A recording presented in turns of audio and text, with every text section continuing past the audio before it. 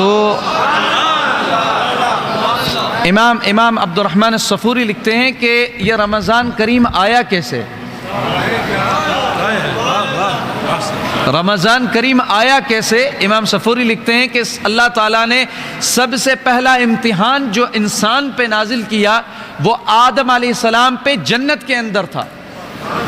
اور وہ آدم علیہ السلام نے جب اس درخت سے نہیں کھانا تھا، آپ نے کھایا، اور وہ اللہ کی قدر و قضا تھی، اور سیدنا آدم علیہ السلام وہ سہو کر بیٹھے اور اللہ کی منشاء و مرضی پہ آپ نے قدم رکھا، تو آپ 30 دن تک سیدنا آدم علیہ السلام کے پیٹ میں وہ درخت جس سے آپ نے کھایا وہ تام موجود تھا،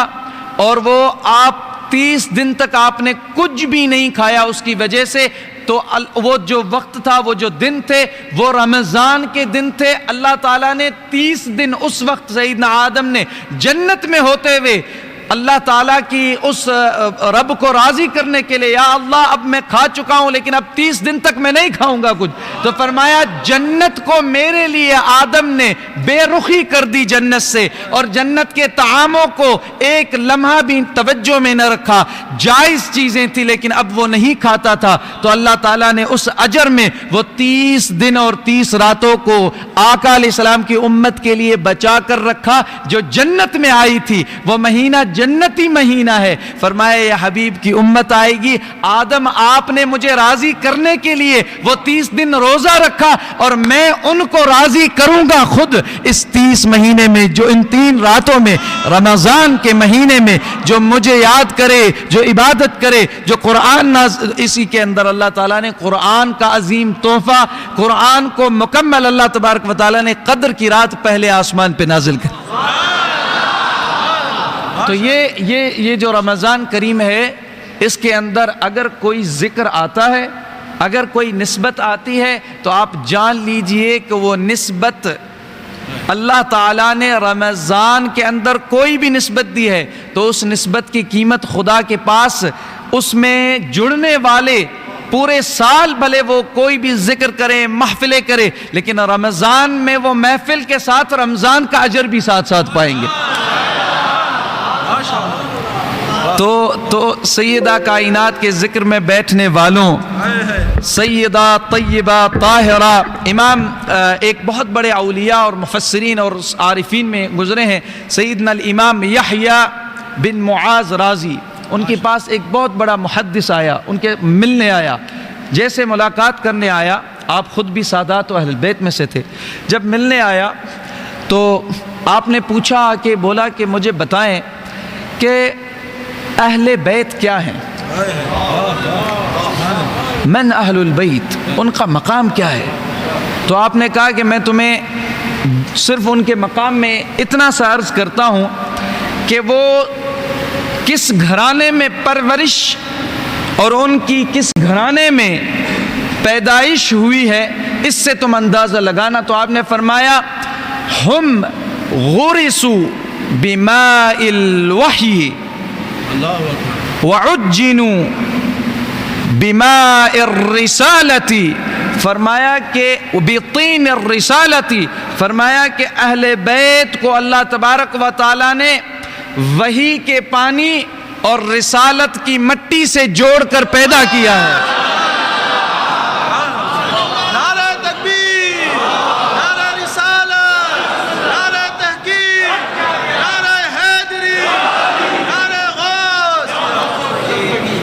اور وہی کیا ہے؟ وہی سورۃ الاحزاب میں جب اہل بیت کو اللہ تعالیٰ نے عالمین پر فخر دیتے ہوئے کہ جمیع انبیاء ہیں اور جمیع انبیاء کے آل ہیں، لیکن اے حبیب اب قیامت تک جیسے انبیاء میں تیری سرداری ہوگی، انبیاء کی اولادوں میں تیری آل کی سرداری کا اعلان ہوگا، اور وہ سرداری دنیا تک محدود نہیں رہے گی۔ الحسن والحسین سیدا شباب اہل الجنہ، وہ جنت کے اندر بھی سرداری تیری آل میں حسن و حسین کی ہوگی۔ تو وہ جو وحی کا پانی یعنی اللہ کے امر سے، وحی سے ان کی عزت و ان کا شرف اور ان کا مقام رکھا گیا ہے، وہ وحی الہی سے ہوا ہے کہ انما یرید اللہ لیذہب عنکم الرجس اہل البیت ویطہرکم تطہیرا، کہ اللہ تبارک و تعالی کا یہی ارادہ ہے کہ اے اہل بیت نبی آپ سے ہر طرح کی پلیدی کو دور کر دے اور آپ کو خوب پاک کر دے جو پاکیزگی کا اور طہارت کا حق ہے۔ تو اہل البیت فرمایا کہ اہل بیت وہ وحی کے آب سے اور رسالت کی طین یعنی مٹی سے، اور فرمایا جب یہ دونوں کا امتزاج ہوا، یہ رحمانی اور ملکوتی امتزاج ہوا، تو اس کے بعد کیا ہوا؟ فرمایا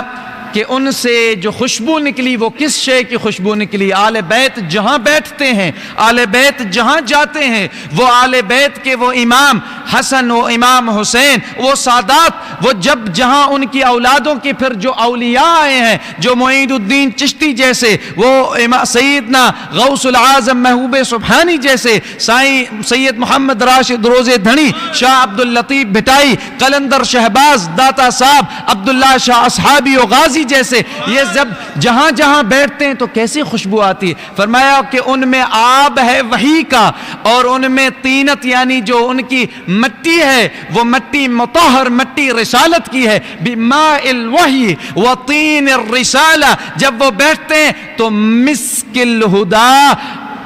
وعنبر التقا، ان سے تقوی کی عنبر اور ہدایت کی مشک کی خوشبو نکلتی ہے۔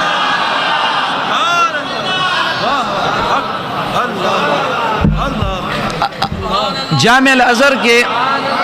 آج سے تقریباً 300 سال پہلے جامعہ الازہر شریف مصر جو 1000 سال سے ادارہ قائم ہے، اور الحمدللہ ہمارے قبلہ مفتی صاحب بھی، مفتی الشیخ المحدث المفسر قبلہ مفتی علی رضا القادری المحمودی، اور میں بھی اور آپ بھی، ہمارے قبلہ سیدی استاذی مفتی اعظم سندھ، مفتی اعظم پاکستان سیدی مفتی عبد الرحمن ٹھٹوی رحمۃ اللہ تعالی علیہ، اللہ تبارک و تعالی ان کے درجات کو بلند فرمائے۔ یہ آج خصوصاً جو محفل بھی ہے، اللہ تعالیٰ اس کا اجر جو ختم پڑے گئے ہیں، جو درود و ذکر، اس کا اجر بھی سیدی و استاذی و سندی، اللہ تبارک و تعالیٰ ان کی روح کو ان کا ثواب و اجر پہنچائے، اور ونفعنا بھی، اور ان کے فیوزات سے ہمارا یہ جو علم و دین جو انہوں نے یہ اپنے فیض اور اپنے تعلیم و تدریس سے ہمیں عطا کیا، اس کو اللہ تعالیٰ قیامت تک جاری فرمائے ان کے جمیع طلباء میں، ان کے اولاد میں، اور بالخصوص مفتی صاحب سیدی شیخ مفتی علی رضا المخدوم، آپ بھی وہاں پڑھیں۔ ابھی آپ الحمدللہ ازہر شریف سے آن لائن الحمدللہ آپ دورہ کر رہے ہیں جامعہ ازہر شریف سے، اور انشاءاللہ اس کے اختتام پہ ازہر شریف جائیں گے اور وہاں سے سند حاصل کریں گے انشاءاللہ باذن اللہ۔ تو 300 سال پہلے جامعہ ازہر کے ایک شیخ الازہر گزرے ہیں، سیدنا شیخ جمال الدین الشبراوی رحمۃ اللہ علیہ۔ وہ بہت بڑے وقت کے عالم، مفسر، محدث اور ولی کامل صفت تھے۔ آپ نے ایک کتاب لکھی ہے اتحاف الاشراف، اس کتاب کے اندر آپ نے سیدہ طیبہ طاہرہ بنت الرسول زوج حیدر الکرار ام الحسنین سلام اللہ علیہ وعلیہم اجمعین، آپ کی سیدہ کائنات کے ناموں کی، اسماء کی معنی لکھی ہے۔ تو ان میں سے میں چند آپ کے جو معروف القاب ہیں سیدہ طیبہ کے، ان کی معنی عرض کرتا ہوں کہ کتنی عظیم آپ کے اسماء میں معنی ہے۔ تو فرمایا کہ آپ کا جو اسم ہے فاطمہ، فاطمہ، فرمایا فاطمہ جس کو اللہ تبارک و تعالیٰ نے ایسے نور سے پیدا کیا ہو کہ آگ اسے چھو نہ سکتی ہو، اور ان کی اولاد کو بھی آگ چھو نہ سکتی ہو۔ پھر فرمایا اور ان کے محبین کے لیے، جیسے مفتی صاحب نے بھی ایک بیان فرمایا اس میں، کہ ان کے محبین کو جو ان سے جڑ جائیں ان پر بھی جہنم کی آگ کو اللہ نے حرام کر دیا۔ فرمایا اسی طرح آپ کا اسم ہے البتول، اور قرآن کریم سے فرمایا اس کی معنی ہے، سورۃ المزمل میں اس کی معنی ہے وَتَبَتَّلْ إِلَيْهِ تَبْتِيلًا۔ اس آیا کریمہ سے اللہ تبارک و تعالیٰ نے تبتل جو ہے، جو تبتل کرے، تبتل کی معنی کیا ہے؟ فرمایا اپنے رب کے لیے الگ سلگ ہو کر آ جاؤ، یعنی ہر چیز کو ترک کر دو، کسی شے کی طمع نہیں، کسی چیز کی خواہش نہیں، خدا کی دنیا میں نہ آخرت و جنت کی سوائے رب کے۔ تو فرمایا یہ تبتل آقا علیہ الصلوۃ والسلام کو اللہ تعالیٰ نے امر کیا، اور خواتین میں بطول اس تبتل کے مقام کو سید البطول نے حاصل کیا کہ آپ منقطع ہو گئیں ہر شے سے، اور آپ نے فرمایا میں ایک طرف ہی ہوں، میرا رخ ہے، میرا رخ ادھر ہی ہے جس طرف تبتل میرے بابا نے کیا ہوا ہے، وہ رخ اپنے رب کی طرف ہے۔ وہ جو امر کرتا ہے میں ادھر قربان کرتی ہوں، مجھے کسی چیز سے جوڑ نہیں، میں نے جوڑ اپنے رب سے جوڑا ہوا ہے، تو وہ تبتل ہے۔ اور اس میں آپ کی انفرادیت بھی ہے کہ آپ کا مقام ہر اپنی خواتین میں سب سے منقطع ہے، سب سے الگ ہے، منفرد ہے۔ اور دوسرا آپ کا تیسرا لقب یعنی طاہرہ، فرمایا طاہرہ لقب، آپ جس طرح خواتین پورے روزے نہیں رکھ سکتی، میں ادب و حیا سے بات کروں گا، اور نہیں پورے نماز جو ہے نا مہینے کے اندر ادا کر سکتی ہیں، ان میں ایک عیب ہے، ان میں ایک نقص ہے۔ اور فرمایا یہ جو عیب بھی ہے، یہ عیب بھی بڑی بڑی تفاسیر میں بھی ہے، تفسیر طبری میں بھی ہے، اور سیرت حلبیہ میں، کہ خواتین کو یہ اللہ تعالیٰ نے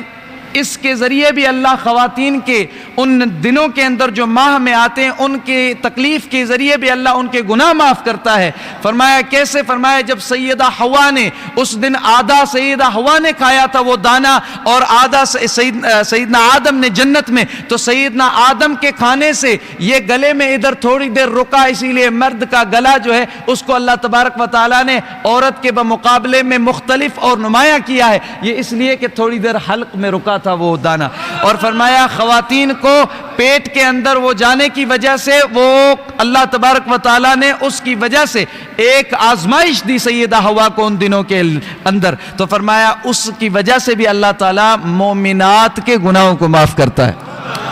لیکن چونکہ سیدہ کو اللہ نے ہر گناہ سے پاک رکھا ہے، تو فرمایا کہ سیدہ تم طاہرہ ہو، آپ کو ساری نمازیں، سارے روزے رکھنا، آپ نور ہیں، اور نور میں عیب نہیں ہے اور خامی نہیں ہے جو دوسری خواتین میں ہے۔ فرمایا کہ سیدہ نے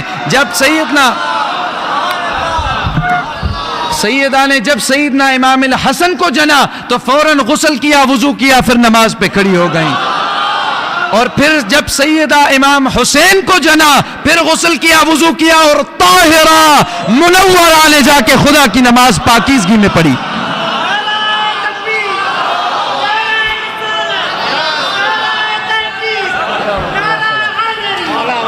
یا ربی یا سلام۔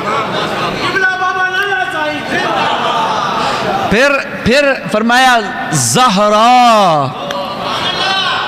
زہرا کی کیا معنی ہے؟ فرمایا جب سیدہ طیبہ طاہرہ آپ پیدا ہوئی تو زہرا جو ہے وہ زہرا کی معنی ہے روشن، اور جو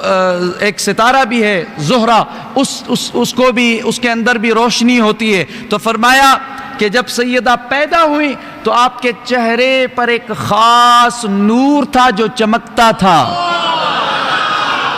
اور چہرہ سیدہ کو حبیب کی ما زاغ البصر دیکھتی تھی۔ اور آپ کو پتہ ہے امام علی کی جب شادی ہوئی تو سیدنا امام علی میں نوکر سیدہ کا، میں نوکر درے سیدہ کا، میں نوکر درے سیدہ کا، میں نوکر درے سیدہ کا، میں سائل درے سیدہ کا، میں فقیر درے سیدہ کا، میں منگتا درے سیدہ کا۔ اللہ اکبر، اللہ اکبر۔ واللہ حبیب کی قیامت میں اگر مسکراہٹ چاہتے ہو تو در سیدہ کو راضی کرو. سیدہ حبیب کی رضا کا بہانہ ہے، حبیب کی رضا کا تحفہ ہے کہ ساری زندگی عبادات کی، ریاضات کی، لیکن سیدہ کائنات کو ناراض کیا اور ان کے حق میں ایذا دی، تو وہ ساری عبادتیں، ریاضتیں حبیب علیہ السلام کی توجہ نہیں ہوگی ان پہ، بلکہ غضب کی دعوت ہوگی. مگر کوئی گناہگار تھا لیکن اس نے اپنے ایمان سے سیدہ کو راضی رکھا، ان کے بچوں کو راضی رکھا اور ان کو کبھی بے ادبی اور کبھی زبان درازی نہ کی. تو حبیب علیہ السلام نے فرمایا کہ من اغضبها اغضبنی، جس نے اسے ناراض کیا مجھے ناراض کیا، ومن ارضاها، جس نے سیدہ کو راضی کیا اس نے مجھے راضی کیا. حبیب کا رضا کا دروازہ کائنات کے لیے کھلا ہے. آؤ اس رضائے حبیب کے دروازے سے آ کے داخل ہو. وہ دروازہ ام الحسن والحسین سیدہ ہے کہ حبیب علیہ السلام نے فرمایا، مفتی صاحب نے بڑا خوبصورت نقطہ، کہ پہلے آتے تو بھی حبیب علیہ السلام سیدہ کی حاضری دیتے، آ کے ان سے پہلے ملتے، اور جب نکلتے بھی سفر سے تو بھی سب سے آخر میں سیدہ سے ملتے. تو یہاں پہ بڑے بڑے عارفین فرماتے ہیں کہ آقا علیہ السلام کی توجہات کی بدایت بھی سیدہ ہے اور توجہات کی نہایت بھی سیدہ ہے. باقی درمیان میں امت نے اپنی حبیب سے توجہ میں کفایت پائی ہے بس. یعنی ساری جو توجہ امت پہ ہوئی ہے، امت کے اندر حبیب نے جو توجہ فرمائی ہے، اس کی بدایت اور نہایت حبیب نے سیدہ پہ رکھی ہے. تو سیدہ کائنات آقا علیہ السلام نے فرمایا، اللہم صلی علی محمد معدن الجود والکرم وعلى آلہ واصحابہ وبارک وسلم. یا سلام. جی باز